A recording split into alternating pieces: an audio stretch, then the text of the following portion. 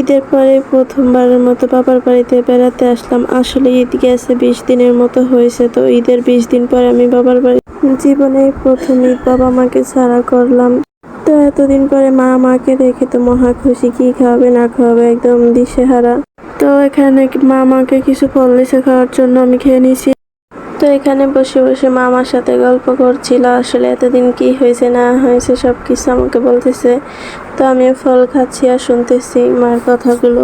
আমার সাথে মার প্রায় 2 মাসের মতো দেখা হয় নাই, তো মায়ের মনে যত কথা ছিল আমাকে বলতেছে আর আমি শুনতেছি। আসলে ফোনে তো সব সময় সব কথা বলা যায় না, আর ফোনের ভিতরে এত কথা কিভাবে বলে। তো মায়ের কথাগুলো শুনতে আসলে এত ভালো লাগে, একদম প্রাণটা জুড়িয়ে যায়। আমার বাসা থেকে আমার শ্বশুর বাড়ি আসলে বেশি দূরে না, একদম কাছে, 5 মিনিটের রাস্তা। তো রিক্সায় গেলে 5 মিনিট লাগে, আর হাইটে গেলে 10 মিনিটের মতো লাগে। তো এত কাছাকাছি থাকার পরেও আমি সব সময় মায়ের কাছে আসতে পারি না। আসলে আমার স্বামী বাবার বাড়ি বারে বারে আসাটা পছন্দ করে না, এজন্য আমার বাবার বাসায় কমই আসা পড়ে। এত কাছে থাকার পরও সব সময় আসতে পারি না, এজন্য মন প্রায় সময়ই খারাপ থাকে।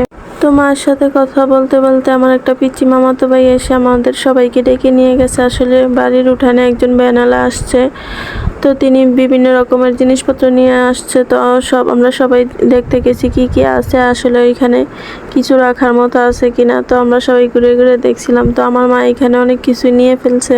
তো এখানে আমি ছাড়াও আমার 2-3টা মামাতো বোন ছিল, আসলে ওরাও দেখছে কি কি লাগবে রাখার। তো আমি মাকে বলছি, মা তোমার যা যা লাগে তুমি নাও।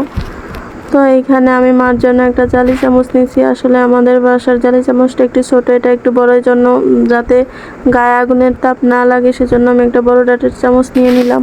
আমার মা কিছু রাখবে না বলে অনেক কিছু নিয়ে ফেলছে। আসলে মহিলারা এরকমই কিছু, আসলে সংসারে এরকম টুকিটাকি জিনিস মায়েদেরই বেশি পছন্দ হয়। কিছু একটা দেখলে সেটা মানে লাগবেই রান্নাঘরের জন্য। তো মা এখানে অনেক কিছু নিয়েছে। তো আমি এখানে মগ দেখতেছিলাম, এখানে আমি মাকে 4টা মগ রেখে দিই।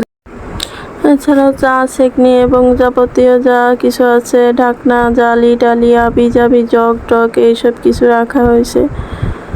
তো সাথে সাথে আমার মামাতো বোনও কিছু রাখছে, ওগুলার ভিডিও করা হয়নি। আসলে আজকে বাইরের ওয়েদার এতই মানে তাপমাত্রা এতই বেশি ছিল, এইখানে বসার মতো মানে দাঁড়ায় থাকার মতো কোনো ছিল না। এত যিনি এগুলা বিক্রি করছেন তার জন্য আমার অনেক খারাপ লাগছে। মানে দেখতে পাচ্ছি যে গাম মানে জোরে জোরে পড়ছে। তো কি করব, আমি আমার মামাতো ভাইকে বললাম যে উনি কি কিছু খাবে নাকি জিজ্ঞেস করে। তো ও 1 গ্লাস পানি এনে দিছে। তো এইখানে আমাদের বাড়ির আশেপাশেরও কিছু মানুষ আছে। তো আজকের ভিডিওটা এই পর্যন্ত। সবাই ভালো থাকবেন, আশা করি।